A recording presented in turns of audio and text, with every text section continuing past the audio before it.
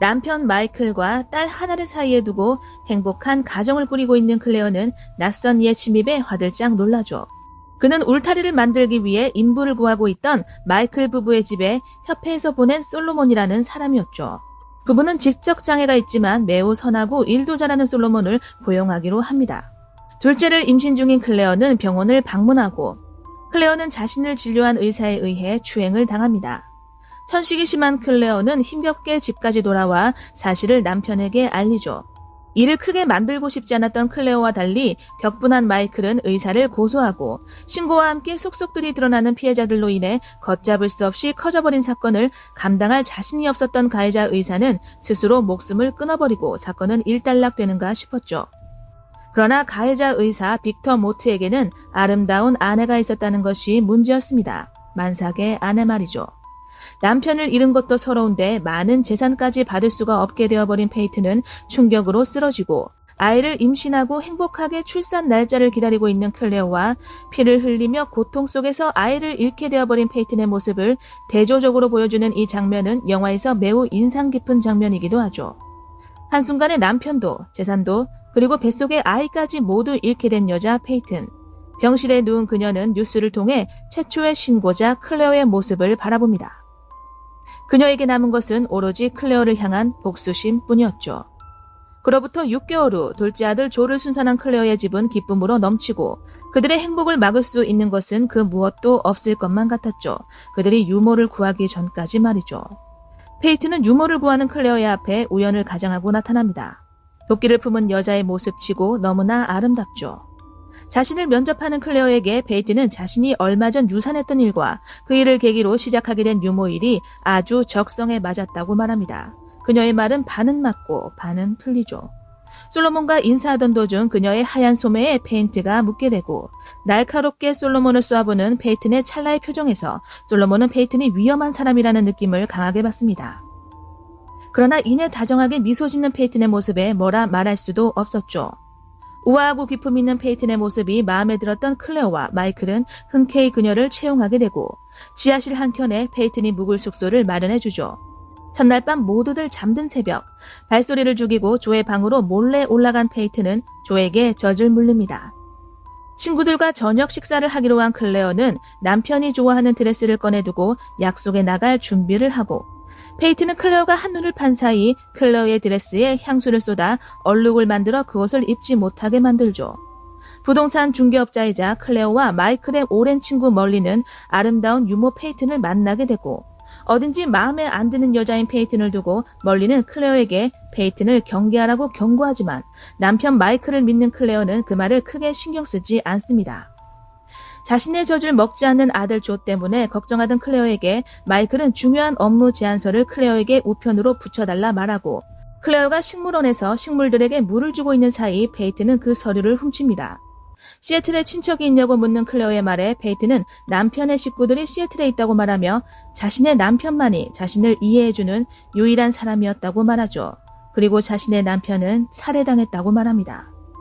이 말을 끝으로 끌어넘치는 분노를 숨길 수 없던 페이튼은 화장실로 향하고 그곳에서 서류를 꺼내든 페이튼은 서류를 갈기갈기 찢어버리며 억누르고 참아왔던 분노를 토해내죠.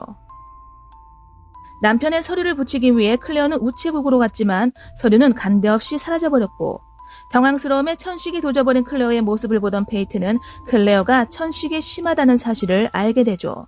이 일로 마이클과 클레어의 사이는 소원해졌고 조는 점점 엄마인 클레어의 품을 낯설게 느끼고 클레어에게 안기는 것을 싫어하죠. 마이클의 회사에 찾아간 페이튼은 클레어의 생일날 깜짝 파티를 열자고 제안하고 이 일을 멀린에게도 알려달라고 말하죠. 그리고 마이클도 기쁘게 이 제안을 수락합니다. 이 일을 하기 위해 사다리를 타던 솔로몬은 조에게 젖을 먹이는 페이튼을 목격하고 그 모습을 들키게 된 페이튼은 지적 장애가 있는 솔로몬을 무시하며 자신을 건드리지 말라고 협박합니다.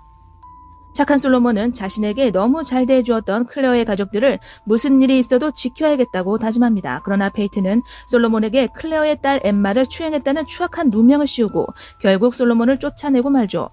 솔로몬을 너무 잘 따랐고 솔로몬이 착한 사람이라는 것을 잘 아는 엠마는 이 일로 자신의 엄마 클레어에게 실망하고 페이튼의 계획대로 클레어는 가족들로부터 서서히 고립되어 가죠. 멀리는 클레어의 집에 들르게 되고 주의가 산만한 틈을 타 페이트는 멀린의 가방 속에서 몰래 멀린의 라이터를 훔칩니다. 바람소리와 함께 어디선가 들리는 종소리에 멀린은 이 이상한 소리는 뭐냐고 클레어에게 물었고, 클레어는 페이튼이 선물한 풍경의 소리라고 말하죠. 페이튼의 따가운 시선에 어색해져 버린 멀린은 황급히 자리를 떠납니다. 멀린이 자리를 떠나고 페이튼은 클레어와 대화 중 멀린이 마이클의 첫사랑이었다는 사실을 알아내죠. 황급히 자리를 떠났던 멀린은 사실 클레어의 생일 파티 문제로 마이클과 만남을 가지고 있었죠. 마이클은 멀린에게 많은 사람들을 불러 모아 열게 될 클레어의 깜짝 생일 파티를 하는 것이 맞는 건지 잘 모르겠다고 속마음을 털어놓죠. 마이클은 최근 클레어가 변했다고 생각했습니다. 촉이 대단한 멀린은 마이클이 이런 생각을 하게 된 원인 가운데 페이튼이 있을 것이라 생각하지만 마이클에게 생각을 드러내지는 않습니다. 자신의 생일 파티 계획을 세우느라 늦게 들어온 마이클의 몸에서 담배 냄새를 맡은 클레어는 남편이 멀린과 함께 있을 때만 담배를 피운다는 사실을 알고 있었고, 멀린과 마이클의 관계를 의심하기에 이르죠. 아내와 다투고 찜찜한 기분으로 잠이 든 마이클은 아래층에서 인기척을 느꼈고, 도둑인가 싶어 아래층으로 내려간 마이클은 주방에서 얇은 잠옷 차림의 페이튼을 보게 되죠.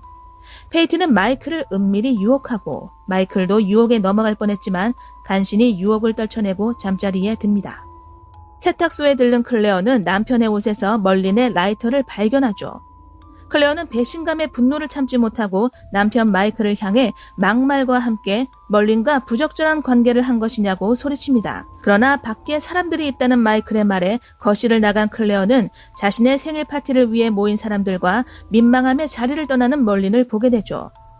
라이터는 페이튼이 일전에 멀린의 가방에서 훔쳐낸 물건이었죠. 생일 파티는 엉망이 되어버렸고 상심에 빠진 아내를 달래기 위해 마이클은 2층으로 올라왔습니다. 그리고 대화 중 클레어는 페이튼이 이상한 것 같다는 말과 함께 페이튼이 들어오고 일이 꼬인다는 말을 마이클에게 하게 되죠. 아기의 울음소리를 듣기 위해 설치해둔 마이크로 이 말을 아래층에서 모두 듣고 있던 페이튼은 자신의 입장이 위기에 놓였다 생각했고, 언젠가는 클레어를 제거할 자신의 계획을 조금 일찍 실행에 옮길 목적으로 모두들 잠든 새벽 일어나 식물원으로 향합니다. 그리고 식물원 지붕 유리를 끝까지 위를 향하게 열어두고 삽으로 고정해 식물원 문이 열림과 동시에 삽이 치워지게끔 설치해둡니다. 지붕 유리가 한 번에 닫히면서 깨진 유리 파편에 의해 클레어가 다치게 될 것을 기대한 것이죠. 아니면 아예 목숨을 잃거나 말이죠. 멀리는 팔리지 않는 한 저택의 사진을 살펴보다 클레어의 집에 있던 풍경과 똑같은 풍경을 발견합니다.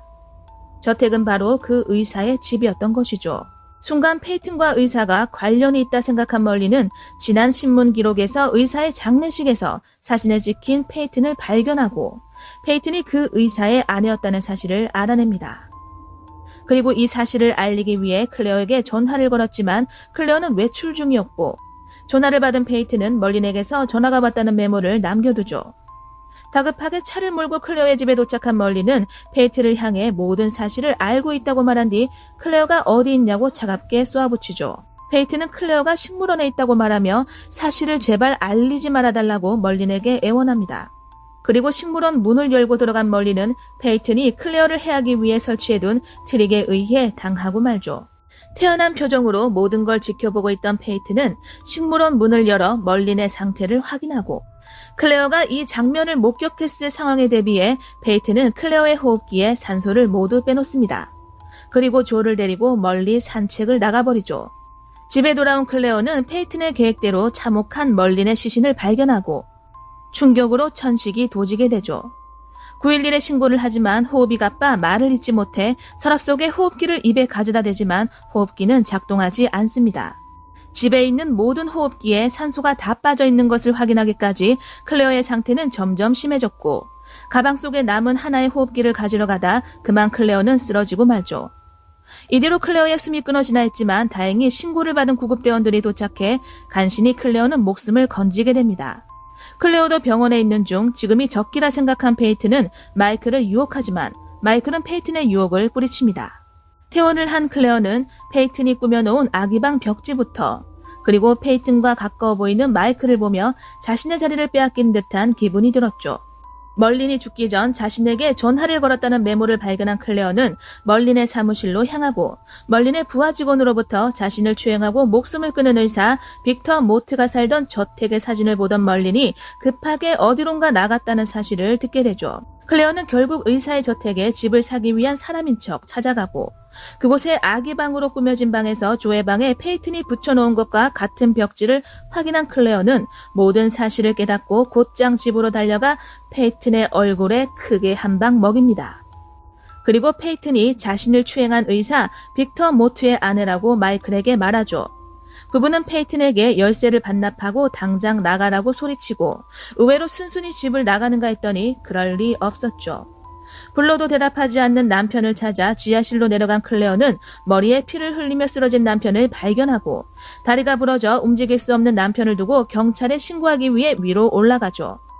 경찰에 신고하는 도중 나타난 페이튼에게 공격당한 클레어는 그만 정신을 잃게 되고 페이튼은 엠마와 조를 데리고 밖으로 나가려 하죠. 그러나 똑똑한 엠마는 페이튼을 따돌려버립니다. 분노를 못 이겨 문을 박살내고 나온 페이튼은 아이들을 찾기 위해 집안을 샅샅이 뒤지고 다락방까지 올라간 페이튼은 솔로몬이 아이들을 데리고 집 밖을 탈출하려 하는 것을 발견하죠. 그리고 뒤에 올라온 클레어와 페이튼이 몸싸움 하던 중 클레어의 천식이 다시 도지게 되고 힘겨워하는 클레어를 향해 페이튼은 그간 자신이 행해왔던 만행과 더불어 마이클이 자신을 사랑한다는 거짓말까지 하죠. 그러나 그것은 클레어의 천식 연기였죠. 조를 안고 있는 솔로몬에게 다가간 페이튼에게 클레어가 달려들어 결국 페이튼은 비참한 죽음을 맞게 되죠. 한순간에 모든 것을 잃게 된 여자의 어쩌면 정당할지 모르는 복수심, 그러나 결국 얻은 것은 한없는 복수극으로 끝나는 영화 요람을 흔드는 손. 아직까지도 명작으로 회자되는 영화이죠. 영화의 명장면이었던 화장실 씬은 어디서 봤다 했더니 오펀에서 오마주하기도 했었죠. 지금 봐도 기품 있는 공포 스릴러 이 영화 꼭 직접 보시길 추천드리면서 저는 이만 물러갑니다. 리슨무비였습니다. 감사합니다.